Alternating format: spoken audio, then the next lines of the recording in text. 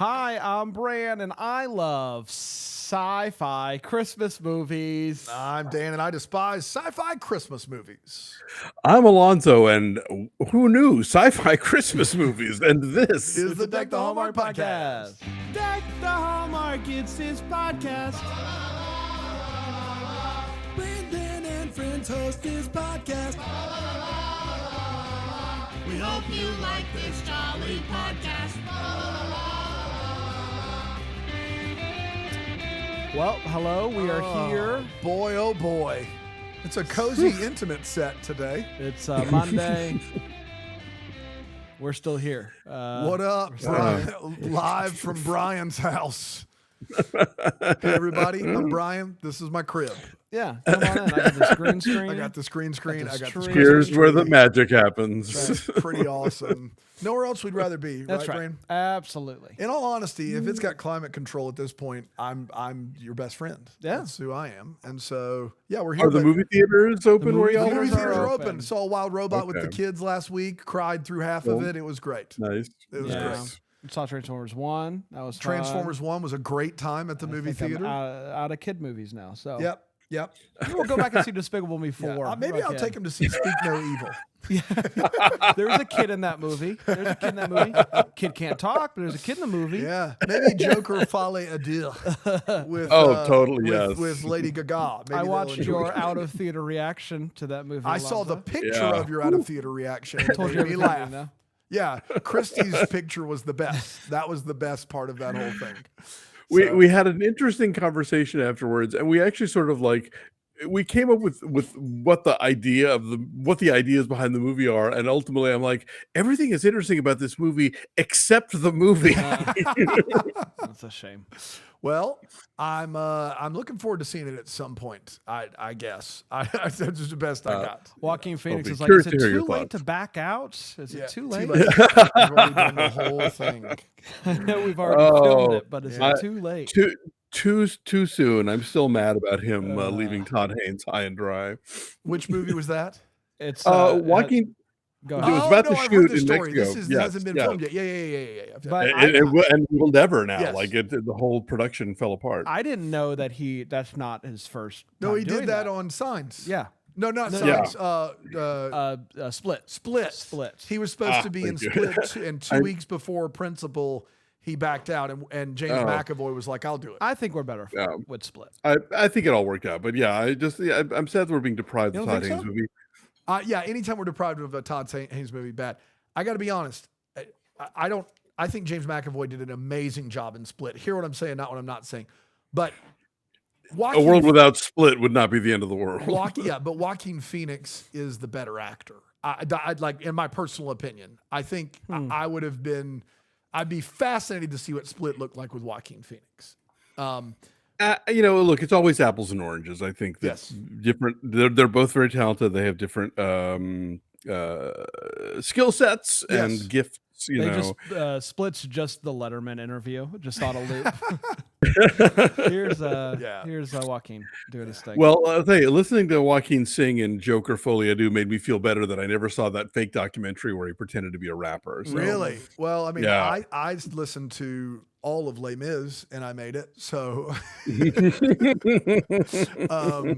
after Anne Hathaway died, there's just, and Hugh Jackman, I guess. Does a good job, but- huge Jackman. Yeah, that's right. He's of a course. huge Jackman. Hey, Brian, there's no place I'd rather be than right here in Brian's house with power going to talk about a 1984 science fiction Christmas movie with you and my buddy Alonso. Yeah, we're talking Trancers today. Trancers. The day has come. Why did this movie not make it into what stopped it? Movie Little Christmas? Well, to be honest, I didn't know it existed, and thankfully, a thing that has been sort of a recurring thing is like, Have Yourself a Movie Little Christmas came back in 2010. Yes, and I think you will both agree with me that the world of Christmas media has really exploded since then. What?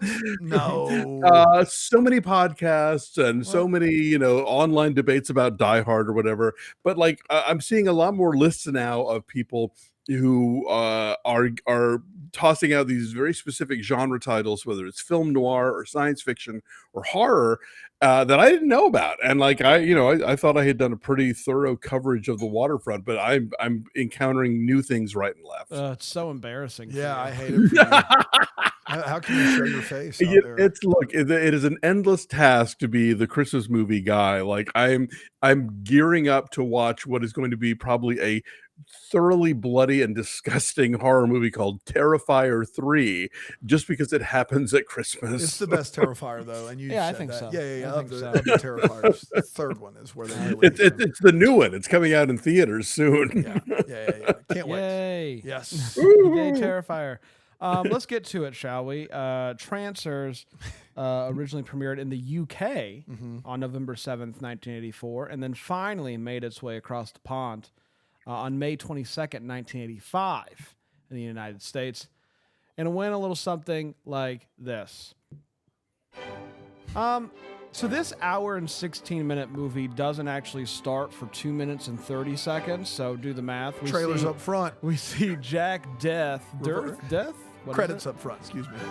He is Jack on. Death. Yes. D-E-T-H. Yeah. He is on the lookout for Trancers. They are humans that are under the trance of Martin Whistler.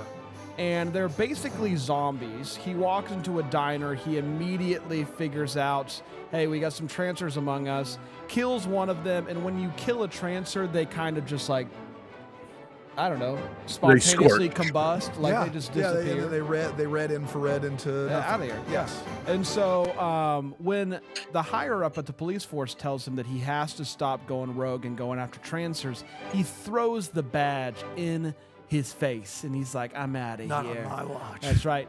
Jack has devoted his life to tracking down Trancers since his wife was killed by a Trancer. So that'll do it. Jack was under the impression that Martin Whistler was dead, but his consciousness is actually back in 1985. Since so Springsteen, yeah, Madonna, way before Nirvana. Trancers and Whistler.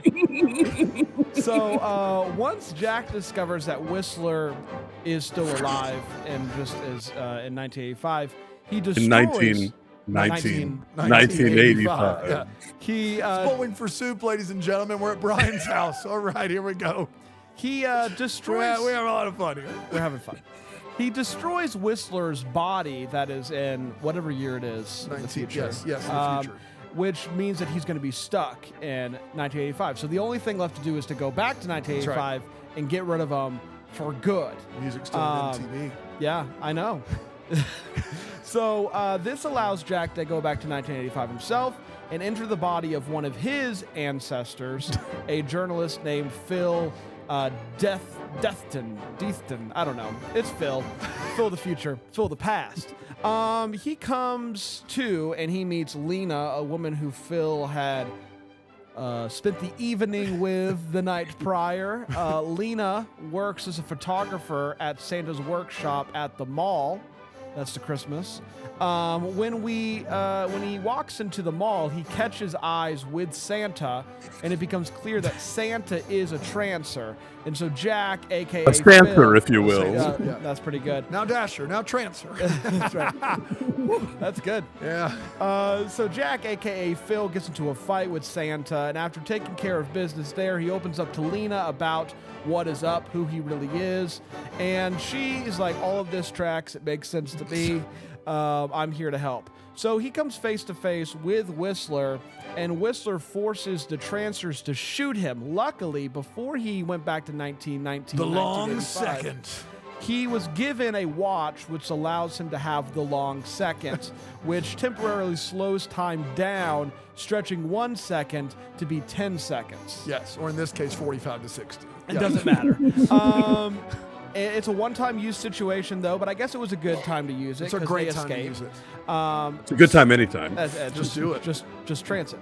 Sometimes you just gotta do the long second. You got it. And sometimes you just gotta have fun, which is exactly what they do. They go to a punk rock Christmas party. It's tough. Jingle bells. And then that leads to playing with some toys, and they play with toys. Yeah. And that leads to them making out. And before anything further happens, he is pulled back into his own body in the future. And he's like, man, that's messed up. my job's not done there. So they send him back, and it's post extracurricular with Lena. So he doesn't get to enjoy Keeping that it time. PG-13. Yes, that's right. And he's like, Phil, you done it again, you dirty dog. So during the, basically they're still continuing. They're trying to find Whistler, all that good stuff. They end up finally finding Whistler. And in the process, one of the vials in Jack's gun breaks. So you need two so that they both... To make a thing go right. An antidote. The only way they both get back is with the two vials. That's right. And so Jack is forced to make a decision here. Am I going to it's a real Whistler's kill choice. Yeah. the innocent person that is he's in the body of this person, which, you know, is now possessed by Whistler, or use the vial to send Whistler back to stand trial in the future. Exactly right. And so he's like, what am I going to do? Luckily for him, he's in love. So it makes the decision honestly pretty easy. Pretty straightforward. He sends Whistler back to the future. He's going to stay with Lena in 1985. And they're happy. They're happy together. And then this little girl stares at the camera, and I'm still a little unsure about what was going on there. And that, my friends, was Trancers. We did it. If you're confused about that, I don't know if you're watching. Well, yeah, I'll spell that one out. Also, real quick, they're not sending him back. They're not sending Whistler back to the future. They're sending him into like nowhere because he killed the body of Whistler killed the body. in That's the right. future. That's right. So he's just sending him out into the void. Embodied by Art McNulty. LaFleur's character. Yes, the detective or whatever. The detective who came back to get him the first time. Yes. Yeah. You got it. It was just a weird. Yeah. I'm just gonna stare at the camera. It was classic. End of the movie. We're going to take a quick break. When we come back, we're going to break this movie down with 4 segments here on Deck the Hallmark.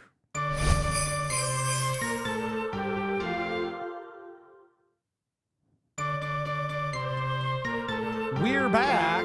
Hello. Bram, before you get to the hot take, which is the next segment. It is. I got to, you do any research on this movie? I didn't do any research. How many sequels to Trancers are there? Oh, there can't be any, right? How many? Take a guess. Let's go 4. Alonso, do you have a guess or do you know? No, I know. Okay. We're looking for 6. 6 sequels, 7 total, and 5 of them have the same Tim lead. Thomerson. Really? Thomerson, and I think 3 or 4 of them have Helen Hunt. But they made a reboot or a Trancers. There's like Trancers 1, 2, 3, 4, 5, and then there's a movie called Trancers: with like a different subtitle, and then Trancers 6 was in 2002. Wow. Yeah. So, Alonso, were you just not aware of the Trancers franchise? I'll tell you, I'm not like, you know, they are the production of a company called Full Moon Productions. Yes. Is directed by Charles Band, who's kind of legendary in the world of sort of, you know, low budget genre films. I suspect that most of the Trancer movies, I had a vague, like I said, I had a vague awareness they existed. I'm sure at least some of them probably went direct to VHS or something. These are the kind of movies that our friend Joe Bob Briggs would review. Remember Joe Bob from the classic Joe Bob? Yes, the British werewolf. From one of the worst movies of all time. I remember. Yes. Right. This is the kind of movie he would review in his column back in the 80s. I see. Okay. Let's get to the hot take. Let's share our thoughts on this movie. I'm going to start with you, Alonso. Now that you've been introduced to Trancers, are you happy that you have been? I kind of enjoyed it. And maybe it's because I was like 18 in 1985, but I have an affection for these, like, this is a couple years after the Terminator, you know? Yeah. And the Terminator really kind of showed that even with a low budget, you know, you could really like create something special. Cameron, he wasn't too bad. Yeah, that kid, that Piranha 2 guy's going places. Yeah, and so like, you know, I think that really kind of, you know, inspired other low budget producers to do something similar. And obviously, you know, Charles Band is no James Cameron. We can be very clear about that. But every so often, there were so many kind of like lower budgeted sci-fi and horror movies, like a lot of Gremlins knockoffs, you know, your Ghoulies and your Goblins. Hobgoblins and whatever. Yeah, but every so often you'd get a little gem. Like there was a movie called The Hidden with Kyle MacLachlan, you know, that was about aliens and cops and whatever, and it was actually pretty good. And this one is, I think, a fun low budget sci-fi movie that also happens to be a Christmas movie. Tim Thomerson commits to the bit. Boy, does he. The movie totally wears its kind of noir influences on its sleeve. They get out of the future as fast as they can because that's expensive. That's you know, right. they had to create 2 whole cars, you know, for the future. But like, you know, you've got baby Helen Hunt on her way up in the world, and it, you know, it moves, you know, there's no fat on this movie at 74-ish minutes or whatever. So yeah, I had a good time. If you take the credits out, this thing's nearing 70. Yes, it really is. Yeah. I don't disagree. It is a wild ride. I enjoyed the first half of the movie a lot, and then I was kind of like, all right, I've seen enough here. But it is an enjoyable ride. We've seen worse movies over the past week. Yes. Or less enjoyable at the very least. Worse movies. Okay. Worse. Yes. Yeah. It is. You mentioned the low budget of it all. I thought that it actually, like, there were some things that I was like, oh, that was really cool. How they did that. It looks goofy, but like in an endearing, fun way. And so overall, the movie, I think, is okay. It's okay. It's quite the ride. It's quite the ride. Yeah, I was dreading this for the myriad reasons, most of which had to do with internet and watching it on my cell phone, which I abhor. I can't stand. I want to watch it on a screen, an actual screen. Sure. That's because I'm old, and that's fine. I borderline it really dug it. The movie making magic used in this movie is a ton of fun. The trope is one that is well worn, but in 1984 or 1985, I'm not sure how well worn it was, but like choosing Back to the Future hadn't come out yet. Yeah. So this movie like has a lot of that. Like I got some Inception vibes. Like there's some notes where like these people are sleeping in the future and their consciousness is somewhere else. That's a fun gambit. And to Alonso's point, the movie's 70 minutes. It's a very special episode of Touched by an Angel. It's not a long movie, right? Like, and so it is lean, it's mean. It also is one, like, I'm pretty sure, and Alonso can correct me if I'm wrong here, the PG-13 rating was brand new in 1984. So yeah, it was introduced that summer. They're experimenting on what that looks like. And then also, your B movie is always helped by actors who are either too young to know better and they're great, or they are completely committed, and you have that. Helen Hunt is great, and nobody knows she's great yet, and so that helps. And then, is it Tim Thomerson? Is that his name? Yep, Tim Thomerson, like a name we make up here. He's so committed to being a Kurt Russell knockoff. It's unbelievable. He is bargain brand Kurt Russell, but very similar. It's like a good bargain brand. And he is very like, he's here. He's doing his best Blue Steel. Art LaFleur, always great. There's some other fun young actors that end up being in sitcoms that I like in the 90s. And so like, it's a fun time. It's very short. If you don't like sci-fi or low budget, stay away. If you like those two things, I think you'll have a fun time here. Christmas or no, I think the Christmas is ancillary. Christmas didn't matter really. There's a cool fight with Santa. Yes, there's but a great it just fight with takes Santa. place at Christmas time. Yeah, well, I think that I would put this in the category of like Christmas in LA movies, which is a very specific thing because like it is so aggressively non-wintry here in December. But there is something about the way that the city is decorated. Like Shane Black leans into this a lot, especially in Kiss Kiss Bang Bang. Yeah. You see it in other films, and so I have an affection for that. I didn't live in LA yet in the 80s, but seeing these kinds of movies where everybody's really putting up the stuff, even though we're in the tropics, basically, I always get a kick out of it. I want to shout out, it's Thelma Hopkins, who plays an engineer in this movie, and she's Aunt Rachel in Family Matters. Yes. And she's way younger here, and it took me a second to be like, where have I seen her before? And then I realized what it was. So yeah, Thelma Hopkins also great in the movie. Yeah, and the Christmas of it all, there's a version of Jingle Bells in this movie that I never I don't want to hear it again. I'm happy I experienced it, I guess, but the Santa going Trancer is like if we can start the feels. That's It's my time for the favorite scene feels. in the movie. Yeah, that's like the Santa going Trancer. Yeah. And then them fighting in front of children and him killing Santa in front of children. In front of children. Is like one of my favorite moments of the year. It's not played for laughs, gang. It's played No. straight up, gritty, sci-fi. He is murdering Santa Claus in front of a line of children. It's great. It's a riot. I loved it. That is what's great about low budget movies, is that they can be disreputable in a way that like mainstream movies do not. And that's definitely actually a moment like, okay, we're doing this, why not? Weirdly, my first feels was Thelma Hopkins. I wrote her down, but I'm coming at her from the opposite direction, because Trancers is happening before Family Matters and before, do you remember a show called Give Me a Break? Does that I don't mean anything to y'all? Sorry. With Nell Carter. Oh no, Carter. Anyway, other from sitcom Hanging she with was Mr. on. Cooper, you mean? Yes, of course. Okay, sure. But this movie is after her participation in Tony, Orlando, and Dawn, who had a lot of hits. Okay, don't give me that face. Oh, an amazing law firm. They never lose. Take that face off your head. Tony, Orlando, and Dawn had huge hits in the 1970s, including Tie a Yellow Ribbon and Knock 3 Times. They were a big band. Twice on the pipe. Twice on the pipe. Thank you. And then they had a very popular variety show called Tony, Orlando, and Dawn. And in the same way that on the Sonny and Cher. Sorry, go ahead. It's thank you. Dunk, dunk, dunk means you'll meet me in the hallway. You got it. In the same way that Sonny and Cher, when they had a variety show and when they were married, and then even later when they were divorced, and it would always open with like a song, and then there would be like a comic monologue where she would just bust his chops.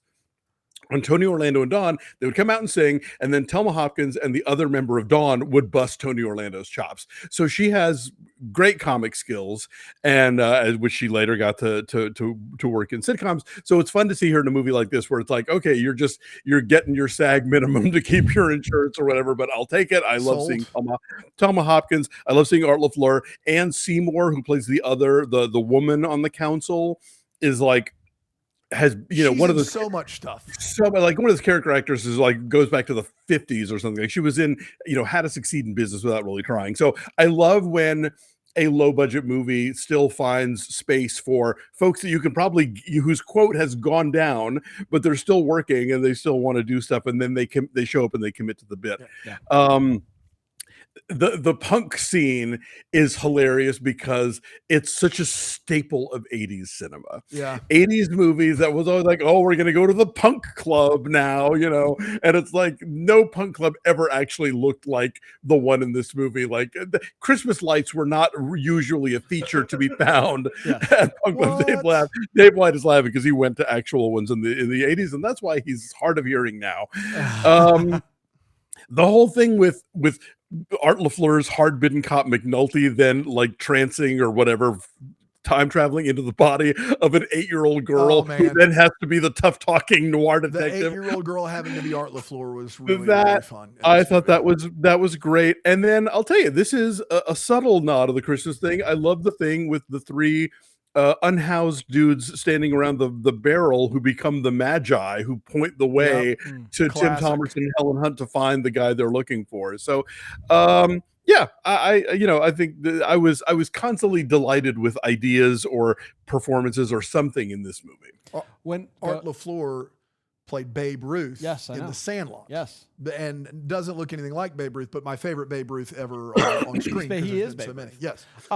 Is he also William Hurt's dad in broadcast news? I think he might be. Now that you say that, you're a big broadcast news fan. Yeah, I sure am. I loved when Jack becomes Phil for the first time, and he goes into the closet. He finds, the jacket that he would wear. The trench coat, of course. Ties it up, and then before leaving, slicks his hair back and just goes, dry hairs for squids. Yeah. That whole scene was excellent and pure. That should have been like an ad campaign for Vitalis. It Dry really hairs was. for squids. It really was. Let's take a quick break. We'll come back with the Way What and the What the Hallmark here on Deck the Hallmark.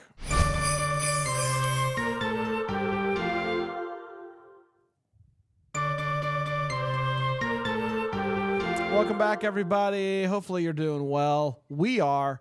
It's time to get to the wait what's. It's where we talk about what in Trancers made us go wait what. Alonso?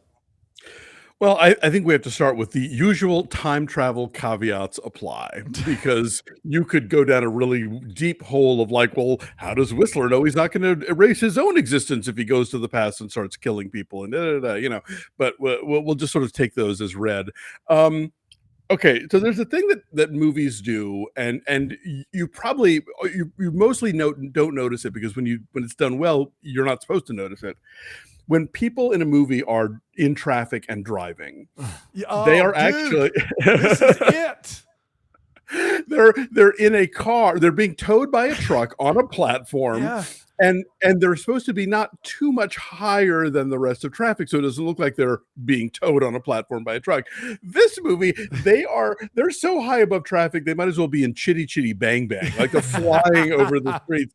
And Tim Thomerson from the future has no idea how to drive, apparently, even though he has a car in the future, is just like turning the wheel all the way to one way and then the other way and back and forth, like a kid at a bumper car. Tim Thomerson is on a straight road in Los Angeles, turning the steering wheel at 45 degrees, 90 degrees, and it's the best. Like he thinks he's crushing it. Like, you've got to go back and watch these scenes. He's talking to Helen Hunt, and he's like, they're straight away. And he's like, this. It's fantastic. Well, how would they know that I'm driving?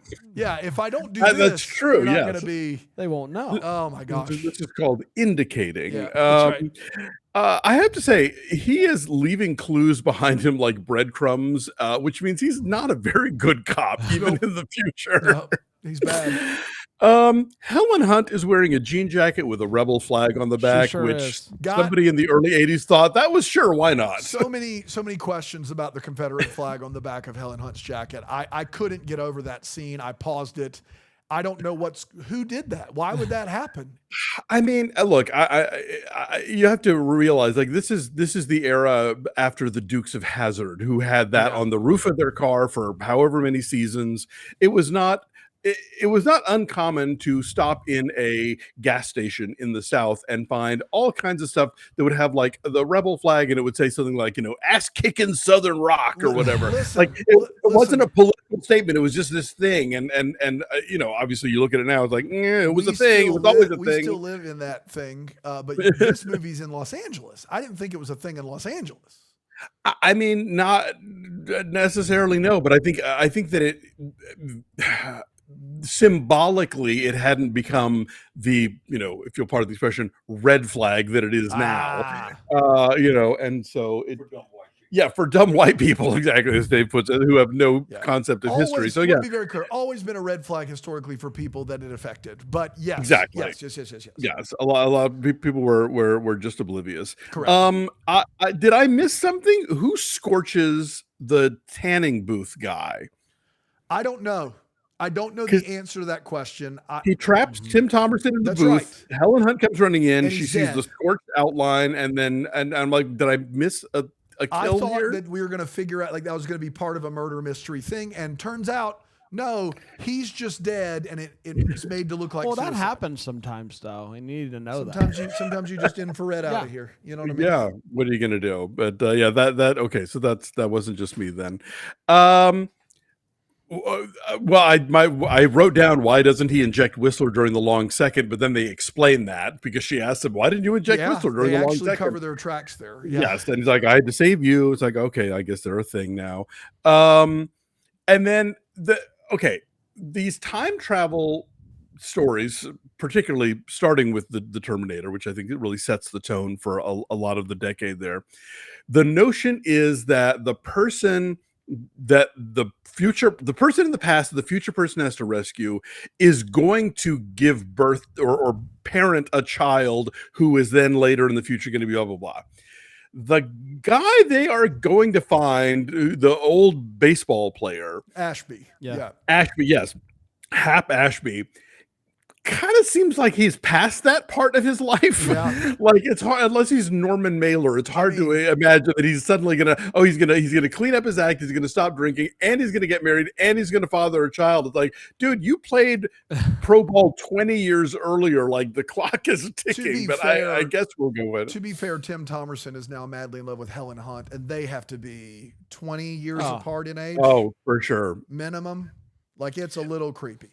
Yeah, but he's actually like negative 200 years, so you that's know, right. That's it, true. it all it balances She's the out. one that's being a creep. She's the cougar here. Yeah, that's right.